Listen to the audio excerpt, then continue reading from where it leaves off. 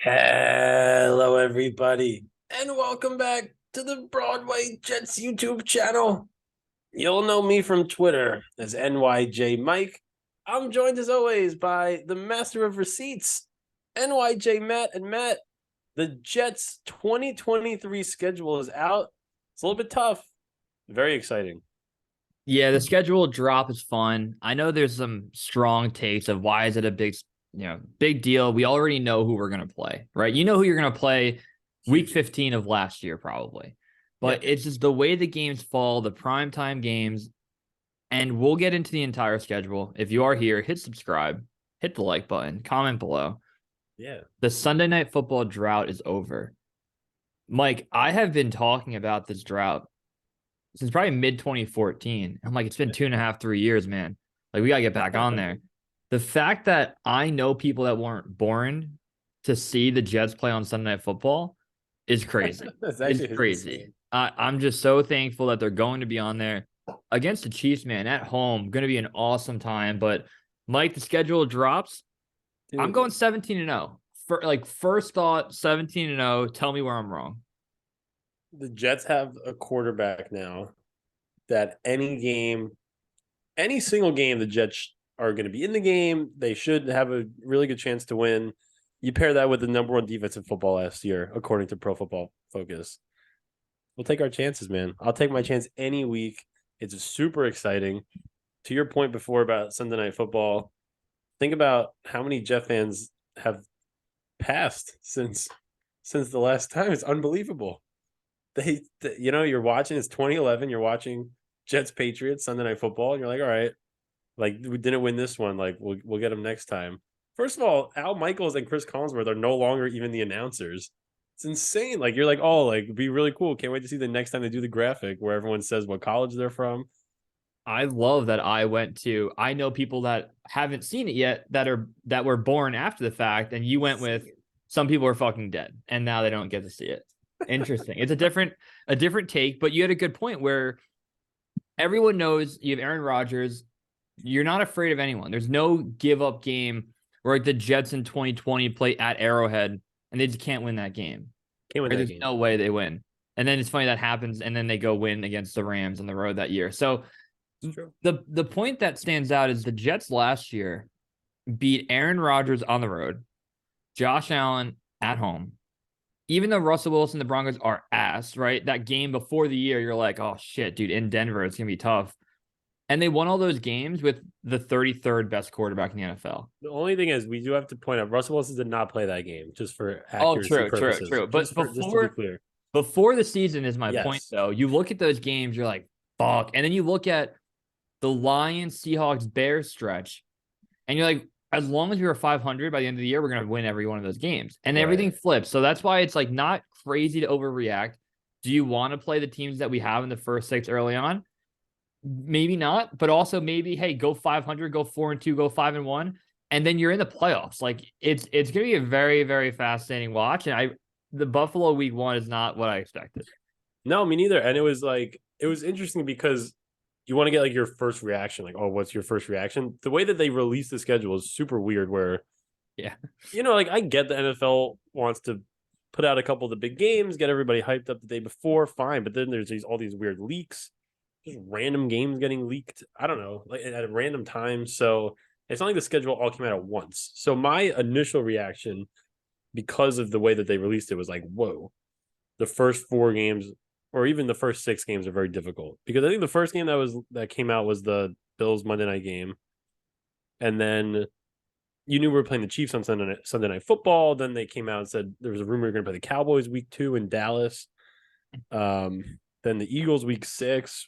I mean, Aren't the Giants home week one against the Cowboys Sunday Football? it is a home game Sunday Night Football. When that dropped first, I was like, all right, the Jets, I doubt they throw us a Monday night game at home. Like, we'll probably play Monday night on the road or a Sunday game. And then the Monday night drops, and the graphic that the NFL tweeted, I think it said Buffalo Bills versus the New York Jets. So I'm like, we're in Buffalo. And the graphic was dumb the way they laid it out. So we'll be at the game. My biggest wish, if you're listening, if you have the means to buy a ticket and your finances are in line, Come to a game. And if there's a game to go to, that's the one. Rodgers' first game in prime time, division rival. Everything is lining up. And the reason I say it is there's been a lot of games, Mike, since we've had season tickets that Buffalo just shows up really good to MetLife. Like a lot of blue, a lot of red. We can't have that week one for Aaron Rodgers' first game. Just can't have it. It's going to be electric. Prime time. I can't. The best part is all these games. You're like, I'm going to be at the Eagles game. It's going to be unbelievable. All my buddies want to go. I went to school in like Southern New Jersey, like a lot of Eagles fans. Yep. Planning out all these games. I'm picking a road game I want to go to. It's just super exciting. I mean, I was thinking about going to Cleveland. One of our best friends is a Browns fan, but that's on Thursday now, which is strange. Week 17 Thursday game is odd. But man, that's 6 primetime games. Unless, I mean, I guess the Black Friday game is not technically a primetime game, but it is. It's the only game on that day. Yeah. And it will be on a major network. What are your thoughts?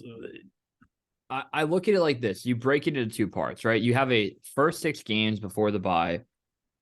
Bills, Cowboys.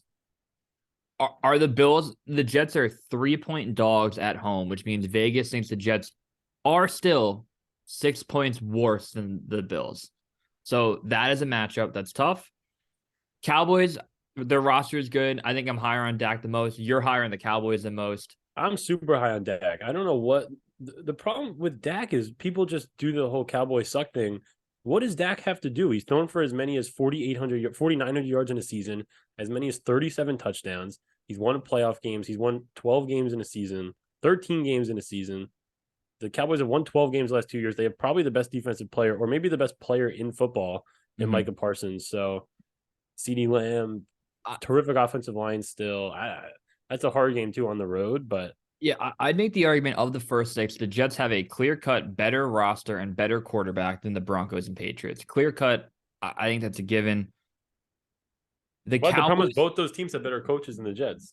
At this point, yes, that is true. Now, the other 4, you can on any given day. I'm not afraid of it. Aaron Rodgers can be. We might be so deprived of having a normal quarterback that what if the Jets win like 42-17, like against the Bills? Like they're just like, oh, like you get a good quarterback now, you see what happens. Yeah. So after the bye week, Mike, is where I think it's really interesting. So you need a good bye week after you just played in a 3-week stretch. The Chiefs, you fly to Denver, and then you play the Eagles. Like those 3 games are going to be a beaten up team where you go into a bye week. The Giants, which is basically a home game. And again, The Giants are a well-coached. They deserved and earned the playoffs last year. Yeah. I'm not afraid of the Giants. Me neither. They're overrated too. They had a negative point differential, little fluky year. I'm more scared of a team like the Raiders, who had the opposite year of the Giants, who we play week 10, where the Raiders blew 3 16-point leads. They were a team that should have won more games than they did and did not. And the Giants, took advantage of some weak teams and ended up 9-7-1. So fuck the Giants. You go the Giants Monday night against the Chargers at home, Raiders, Bills in Orchard Park. Oof. Once that stops there, Mike, like that November 19th, that cut over. The Jets have a better roster in the next 7 games. Just clear cut. The Dolphins are very good, but when the Jets had a decent O-line performance and, given they were on their 3rd quarterback, the Jets just blew them out of the water. And even though it was a 2-point game going into the 4th quarter, that should not have been a 2-point game. The Jets have completely outplayed the Dolphins. I'm not afraid of them. Falcons at home, Texans at home, right in Miami, home against Washington, at Cleveland, at the Patriots. The Jets have a better roster than those 7 teams. So put yourself. The Jets will be favored in those games as of this moment. Things happen. Weird stuff correct. Happens, yes. The only one that they might not be, if there's truly a line out for it, is in Miami. I think in Miami too. It depends. If Deshaun Watson is himself, the Browns are very good. What a predator! If they're going to a massage parlor, then you should take the Browns. The schedule, you would maybe want like the Falcons and the Texans game sprinkled a little bit earlier in the middle of some weird games. But we knew the schedule was tough. We knew the conference we were playing. We knew who we were going to play. And then how it falls, I think people overreact to certain stretches, and I think underreact to others. Like the stretch that you mentioned, the Raiders. Raiders are still a good team. You're playing them on the road, so It's tough. Jimmy G very solid. Devontae Adams, good team. They have guys. They have dudes. I mean, the Chiefs. We were talking about this. I'm not as nervous about the Chiefs as you know as you should be. The defending Super Bowl champion with a top 3 quarterback of all time. Just because yeah. I think we match up well against them. You said it. You're like shut down Kelsey, which how the hell do you do that? I don't know, but if If he you doesn't do have that, 20 catches, then who is put Sauce and Reed on their 2 best guys? Good luck. And the Jets you could just score with these guys. yeah, Just score points. my biggest fear with the Jets, it's very odd. It's not even the offensive line because I even think with that the was going to be good. It should be good. even with a patchwork offensive line last year, like it wasn't they weren't getting killed because of the offensive line. The run game was frustrating when they couldn't run like a 2-yard run with Michael Carter or anyone. And then Bam Knight and Ty Johnson will go like Ty Johnson against the Bears, or Bam Knight comes out and plays great. Like maybe it was more Michael Carter, but my biggest concern is a sustained pass rush. Now the Jets were top 10 in sacks last year, but it feels like we would text each other or tweet out, "Holy fuck, they just got to Mac Jones 7 straight plays. He's on his back, 3 sacks. This is amazing." And then 3 quarters goes by untouched. Like I'm very, very concerned. And I think they have enough depth and rotation now where they're gonna fly at quarterbacks and kill them all. But the only way the Jets team could really struggle is if they can't get off the field on defense, not to a fault of the secondary, to a fault of not having a sustained pass rush and running up the middle if you have a weaker rotation. And you need more turnovers too. The second half of last year, the Jets really maybe forced 2 or 3 turnovers in the last 7 or 8 games. It was in the Bears game. Mosley had the last interception for the Jets.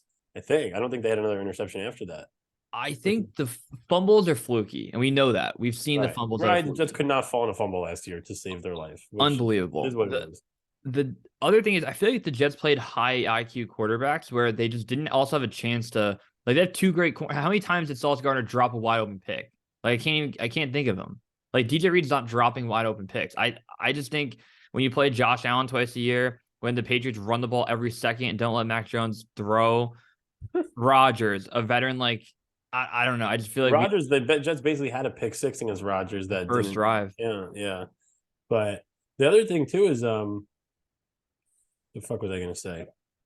The defense. Oh, the defense is a little bit easy. It's easy and difficult to scheme against because the Jets love to do the rush 4 guys and get pressure, which makes sense. If you can get pressure with less people, you have more people to defend in the back.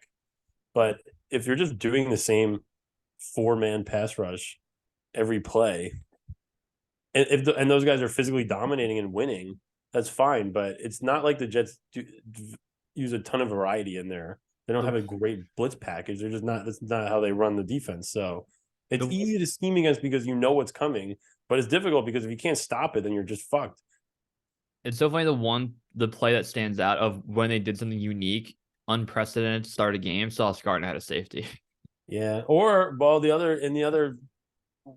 on the other spectrum against the Lions, where they really didn't blitz very much on 4th and 1, the Lions threw that 50-yard touchdown when the Jets finally blitzed to destroy the season. But the Jets couldn't stop anybody in 4th and 1 anyway. So I rather than just blitz. That's fine. I had COVID during the Lions game, and I remember like none of it. After we wrap up here, I'm going to go watch it. Obviously, the punt return touchdown. You were there.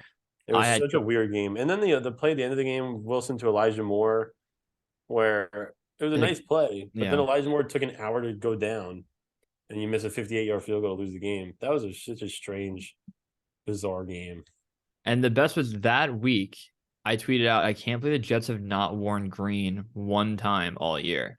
I was like, that's crazy. And then I got ratio. They're like, they wore green on Sunday. And I was like, I had COVID. I'm using that excuse. Yeah.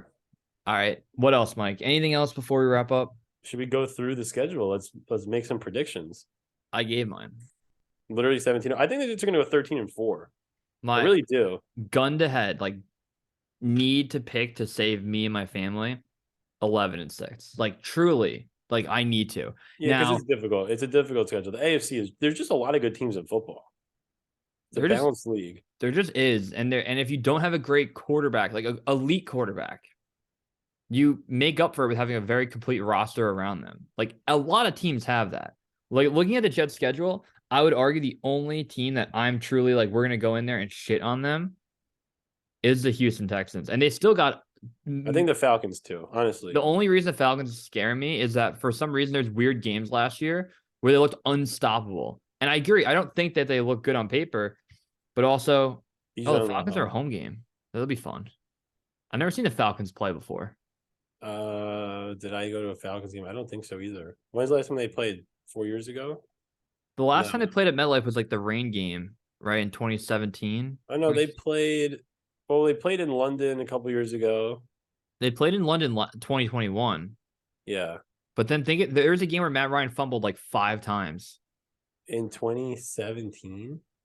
Good lord! Oh no, the Jets played well in that game because the Falcons were supposed to kill them, and that's the Josh McCown year. And the Jets, 2017. I think the Jets lost that game something to 25 to 22, 27-25, some weird score like that. It's 25-20. 25 to 20. You were very close. Yeah. I want to see how many turnovers Matt Ryan, like, I hope they have his fumbles on here. 3 fumbles for Matt Ryan. Good call. 2 fumbles lost. It was like you got to look at a crappy rainy day. Josh McCown in a bad weather, 257 yards, 2 touchdowns, no turnovers, 26 of 33. Wow. He had a great year, McCown. What a shame he got hurt at the end. Not that the Jets were 5-7, they wouldn't have probably made the playoffs, but So 2 Jets caught a touchdown during this game. We'll do a little bad radio here. 2 touchdowns for the Jets receiving. yeah. 2 touchdowns for the Jets receiving. One of them, Robbie Anderson. It doesn't say Robbie Anderson on Or PFR. Chosen Anderson. It says Chosen Anderson. Dumbest thing ever. It's honestly really stupid. It's kind of so funny. stupid. It's kind of fun. So stupid. It's funny. What does that even mean? The other one's a tough one. How many yards was the touchdown? His only catch of the game, a 20-yard catch. Fuck. A 20-yard touchdown from Josh McCown in 2017. Man, that's tough. Because like it just can't be certain guys. Darius Stewart never had a touchdown. No, Chad Hansen never had a touchdown until he was on the Texans and went off for like 4 weeks. that was crazy. That was hilarious. Who else is on that team? Good lord. Stupid tight end. Let's see. It was a stupid tight end. I don't because who was the tight end on that team? It was like Brandon Bostic, There's- Kellen David. There's one very famous tight end that it's not, and It's his not famous, Safarian Jenkins. right? That is the ASJ year where Carl died from having a heart attack. Yeah. Who was the other tight end? Fuck. Is Eric Tomlinson. Oh, maybe probably like some stupid screen pass when he like Yeah. rumbled in. Wow. He's still in the league. He was on the Broncos last year. He had a touchdown last year. But dude, speaking of the Broncos, my last point about the schedule. Yeah. The reason why this schedule this year is very difficult for many of the reasons that we touched on. A lot of good quarterbacks. Other teams that aren't quarterback heavy have more balanced rosters. The quote unquote easy games this year, 2 against the Patriots, 1 against the Broncos. You are literally playing against Hall of Fame coaches. And in the Broncos case, Hall of Fame coach and quarterback. Russell Wilson will be a Hall of Famer. And He also will be better than he was last year. Yeah. So those are difficult games to be the easy games of the schedule. You know, the Patriots are going to play perfect fundamentals. They're going to play great special teams. They're going to not make any silly mistakes. They'll make things difficult. They'll have a good game plan. It's going to be tough. And another game like the Browns game, I feel like people are looking at that as kind of a win. And again, you have Aaron Rodgers and you have last year's #1 defense, according to some websites. I don't even think about those games as games yet. Like I only care about the first 6. Like the first 6 are the only ones that matter. And then look at the schedule. Tua can get hurt again, or some I random want to weird play thing. Mike White. Ugh. Some like Jimmy G could go down, and the Yeah. Raiders have to like just who they take in the draft. They took someone weird. Oh, Who's the Raiders' backup? Stidham? It might have. It's got to be Jared Stidham, right? Because he was. I They remember probably that they probably signed Brian Hoyer too. It's like a Nathan Peterman for the 10th time. Yeah, no, but like, who knows? Like, Jimmy G goes down, that Raiders game on the road, then could be like a 31-7 blowout. Like, it just doesn't matter. The first six, I'm gonna pretend like everyone's healthy, and the quiet part out loud is play 500 ball, play 3-3. That's the quiet part out loud. Like, do I want to go That's 4-2, fine. 5-1? 100%. But you want to go into the bye feeling good, and imagine beating Philadelphia for the first time in franchise history, walking to a bye week after a MetLife game. Oh man, that would feel good. Good. The other That thing would too feel is good. someone tweeted out the other day, just a generic tweet, like who's the most underrated player on your team. And I was thinking it really like low key might be Aaron Rodgers. I feel all the Jeff fans are. It's not like he has not enough hype. Everyone's very excited. I don't even think people realize though. This guy was two of the last three MVPs, and the Jets have really a deep roster around him and a great defense. And you have now a top five quarterback in football and a top five quarterback in the history of the sport, a top five player maybe in the history of the sport. It is just unbelievable. It's so the Jets have a chance to be really truly dominant and special. Think about the Bills last year. The Bills twice last year. The Bills averaged 27 points per game as a team. They averaged 18 and a half points against the Jets in two games. The Jets are going to score more than 18 points in those games and murder them. They could murder them. They could If you murder everybody. you got me so hyped there that if I had the click remote, like the movie Click, I would fast forward, miss my brother's wedding in July, and just go right to September. Just miss it. And the fun part is people keep saying 128 days till Buffalo or whatever the number is. Preseason football is fun for me. Like seeing you, the best take ever is that preseason football is deleted scenes from a movie. Yeah. And they are fun because you see your boys in uniform, the rookies out there, and football's back. And that, Mike, that is 82 days away. 82. Close. Are you Shout out to kidding me? Jamison Crowder. Yeah, it's really Two and a close. half months? Give me it. It's going to be great, man. But hey, Just no injuries in training camp or preseason. No brutal fucking season-ending nonsense. you can afford one career. No, it can't be the top 10 guys. Just No, I was going to say one season-ending injury to a backup and one low-level starter banged up missing the first two games. Like that is what a good offseason ends up being for injury related. the Buffalo Jet fan guy tweeted out, made a good list of the top 10 guys on the Jets, like in order of importance. I think he had I want to guess of it. course Rodgers. I want to guess the list. Well, we can make our own list. It might be the same list. The 10 automatically on offense. Like we'll do the offense first. Rodgers automatic. Yeah. AVT automatic. Yeah. I'd argue Becton in there Yeah. for important. So that's 3. If you want to put Brees Hall in there, Yeah. Garrett Wilson has to be there. yes, and that's 5. So stop it there. That's fair. Quinnen, Sauce, Mosley, Reed. I think that's all the guys. There's one more that we're obviously. missing. You could even argue Greg Zuerlein as the 10th guy. What? No, I guess. No, it would be you want to see the draft pick, so you don't want to see Joe Tippmann get hurt. Like you want that core. He had Lawson as his number 10, but everyone else we said. Yeah. Yeah, I don't know who else I would put. Other than that, I guess Tippmann, but we don't even know if Tippmann's going to start. I mean, you want to see Will McDonald play. Like you just don't want him to be hurt. Yeah. Bryce Huff is important. Yeah, I guess anyone outside of that. Oh, you really can't have another injury at receiver. Like you need Alan Lazard to be healthy. Like yeah. Well, I mean, the Jets do it. You still have Corey Davis, so the Jets have 4 guys, man. You see my Denzel Mims about tweet? Corey Davis. The Denzel Mims tweet today that I had. Did you see what I replied to it? Because he had great reply. The 2-point conversion against was it the Browns? Against the Raiders. That's Raiders. the Bugs game. Yeah. But, it's crazy. How does Mims never have a touchdown? And he's still on the team. Like if you were like, oh, after drafting, he's never gonna score a touchdown. Like, fuck, he's gonna be off the team in 2 years. It'd be terrible. Yeah. Like he's still like season 4 loading. Are we kidding? And he's still how to play special teams. Like, can he do other things? I was making that argument too. Like the Jets wide receiver core, Miko Hardman's gonna be a returner. None of the other guys are gonna play special teams. Yeah. Like, what do you do? Like, how do you build that?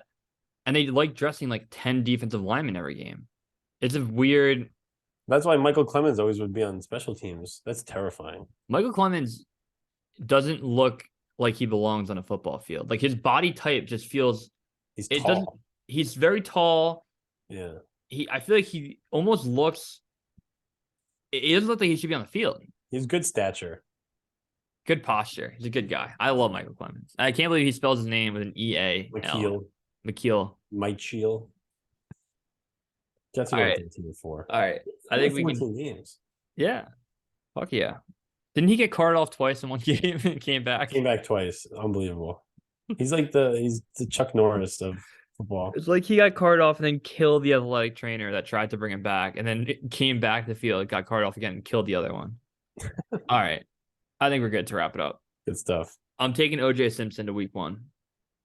OJ Simpson, look, you offer out my ticket all the time. But if he says yes, like I'm gonna buy the ticket next to us for you, and me, you, and OJ Simpson are gonna watch the Jets Bills game together. That would be like, that's the goal. He could say yes. It's a non-0% chance that he says yes. It is Jets Bills. It makes sense. Like, why wouldn't he want to go to the game? This is year 4 of asking him to go. All right, Mike. I'll talk to you soon. Thanks, everybody.